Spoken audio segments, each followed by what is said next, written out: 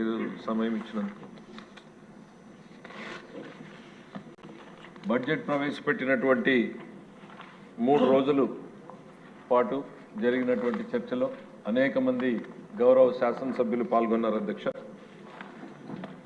అనేక సలహాలు సూచనలు వాటితో పాటు అనేక సమస్యల్ని ప్రభుత్వం దృష్టికి కూడా తీసుకురావడం జరిగింది అధ్యక్ష.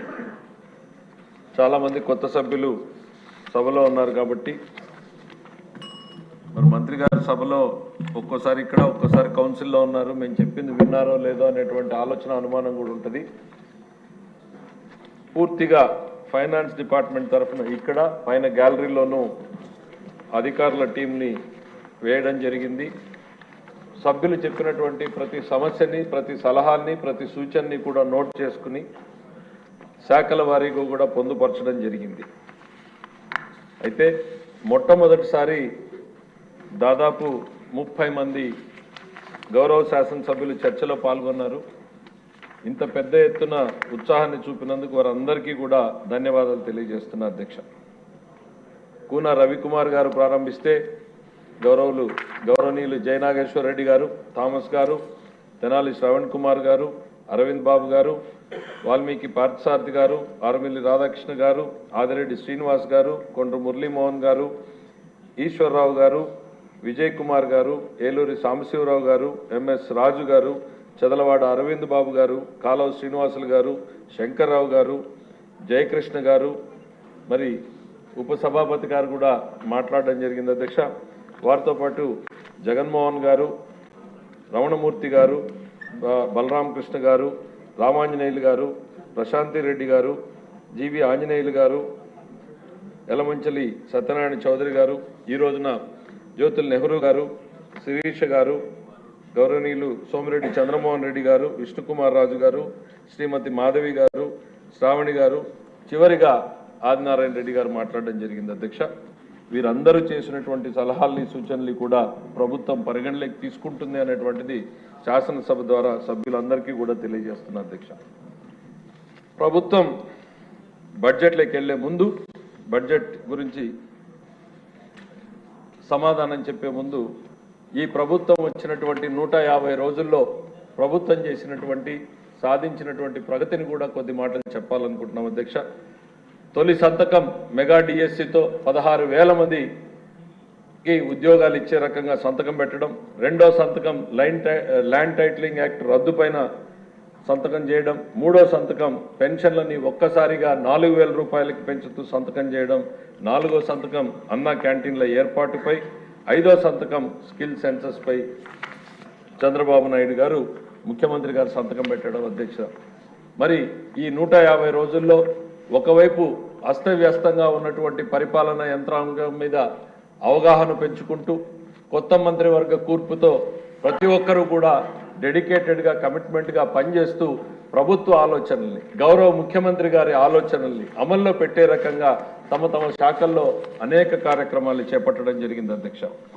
మొదటి నెలలోనే పెన్షన్ని 4,000 రూపాయలు చేయడం జరిగింది అధ్యక్ష.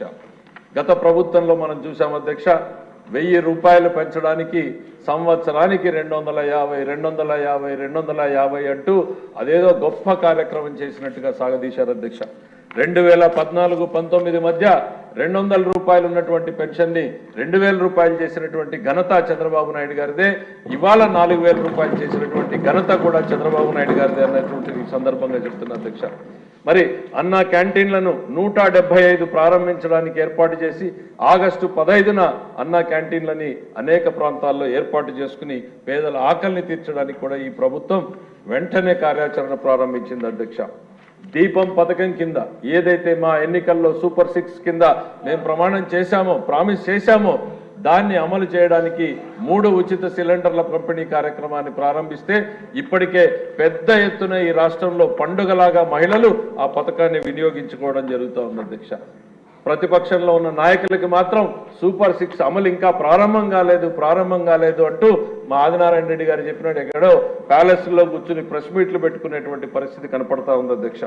మరి గత ప్రభుత్వం గ్రామ పంచాయతీలని నిర్వీర్యం చేస్తే దాదాపు 1,450 కోట్ల రూపాయల్ని గ్రామ పంచాయతీలకు 300 కోట్లని మన మున్సిపాలిటీలకు ఇవ్వడం జరిగింది అధ్యక్ష.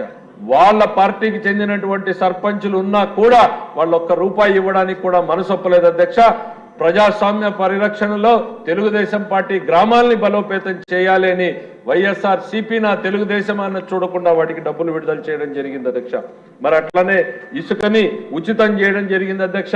నీరు చెట్టు బకాయిల్ని 200 కోట్ల రూపాయల పైగా ఉన్నటువంటిది విడుదల చేయడం జరిగింది అధ్యక్ష.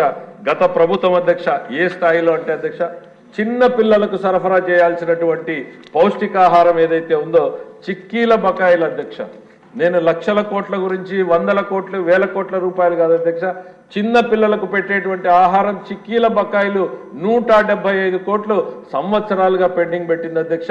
నారా లోకేష్ గారు మంత్రి అయిన వెంటనే ఫస్ట్ రిక్వెస్ట్ ఆయన నుంచి వచ్చింది, మాకు ఆ బిల్లులు రిలీజ్ చేయండి, చిన్న పిల్లల్ని కూడా ఇబ్బంది పడుతున్నారు, ఏ శాఖ అని కూడా చూడకుండా ఎవరికి ప్రాధాన్యత అనేటువంటిది ఇవాళ మా ప్రభుత్వం డిసైడ్ చేసుకున్నాం అధ్యక్ష. మరి రహదారులు ఏవైతే దయనీయమైన స్థితిలో ఉన్నాయో నవంబర్ 1 నుంచి డిసెంబర్లోగా ప్రారంభించాలని ఇప్పటికే 800 కోట్ల రూపాయలు దానికోసం విడుదల చేయడం జరిగింది అధ్యక్ష. ఆర్ఎండ్బికి మొత్తం 1200 కోట్లని ఇప్పటిదాకా విడుదల చేయడం జరిగింది అధ్యక్ష. బకాయిలు పేరుకుపోయినటువంటి బిల్లులు పెండింగ్ ఉంటే, కాంట్రాక్టర్లు ముందుకు రానటువంటి పరిస్థితి ఉంటే వాళ్ళల్లో ఒక నమ్మకాన్ని కలిగించడం కోసం ఈ ప్రభుత్వం అతీతంగా అందరికీ కూడా విడుదల చేస్తుంది అని చెప్పడం కోసమే ప్రతి ఒక్కరికి కూడా బకాయిలు విడుదల చేయడం ప్రారంభించడం జరిగింది అధ్యక్ష. 1వ తేదీన ఉద్యోగులకు జీతాలు రావడము అనంటే మర్చిపోయినటువంటి పరిస్థితి అధ్యక్ష. 5 సంవత్సరాల్లో ఈ నెలలో ఏదో ఒక రోజు వస్తుంది అనేటువంటి పరిస్థితిలో ఉన్నటువంటి వాళ్ళని నెల 1వ తారీఖున జీతం అందించేలాగా చర్యలు తీసుకున్నాం అధ్యక్ష. అట్లానే 1వ తారీఖునే ఈ రాష్ట్రంలో ఉన్న వృద్ధులందరికీ కూడా బాసటగా నిలిచేందుకు పెన్షన్ల పంపిణీ కార్యక్రమాన్ని పెద్ద ఎత్తున చేపట్టడం జరిగింది అధ్యక్ష.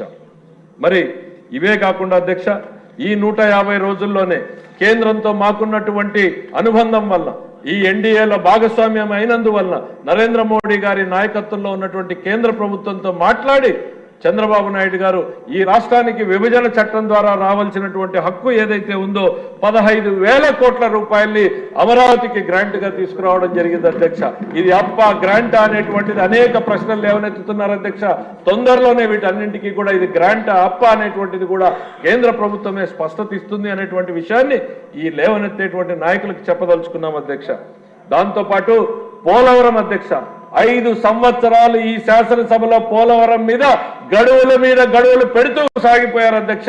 పోలవరంలో మాత్రం ఒక ఇటుకను కూడా పేర్చలేకపోయినటువంటి ప్రభుత్వం ఈ ప్రభుత్వం వచ్చిన వెంటనే 12,500 కోట్ల రూపాయల విడుదలకు కేంద్ర ప్రభుత్వ అనుమతిని సాధించుకున్నాం అధ్యక్ష. ఇది చంద్రబాబు నాయుడు గారి పాలన, గత ప్రభుత్వంలోని జగన్మోహన్ రెడ్డి గారి పాలనకు తేడా అనేటువంటిది ఈ సందర్భంగా గుర్తు చేస్తున్నా అధ్యక్ష. ఢిల్లీకి వెళ్ళారు అనంటే మీరు మీ కేసుల కోసమో మీ అవసరాల కోసమో తప్ప ఈ రాష్ట్రం కోసం, రాష్ట్ర ప్రయోజనాల కోసం, రాష్ట్ర అభివృద్ధి కోసం కాదు అన్నటువంటిది ఈ 5 నెలలు జరిగినటువంటి పాలనలోనే కళ్ళ ముందు కనపడతా ఉంది అధ్యక్ష. దీంతో పాటు కర్నూలు జిల్లాలోని ఓర్వకల్లు, కడప జిల్లాలోని కుప్పర్తి పారిశ్రామిక పార్కులకు 25,000 కోట్ల రూపాయల్ని కేంద్ర ప్రభుత్వంతో మంజూరు చేయించుకోవడం జరిగింది అధ్యక్ష.